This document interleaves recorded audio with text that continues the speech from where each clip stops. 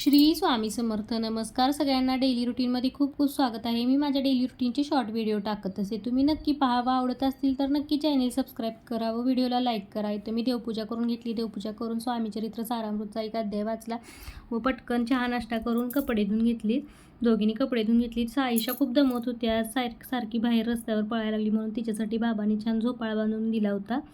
मग त्यात छानपैकी ती जुजू करत बसली होती. थोडा वेळ रमली. त्याच्यात मग इकडं खाण्यासाठी डोसे केले. उन्हाळा असल्यामुळे पीठ छान फुगतं. आंबूस पीठ छान चवीला लागतं म्हणून पीठ करून ठेवलं होतं डोशाचं. मग इकडे डोसे करून घेतले.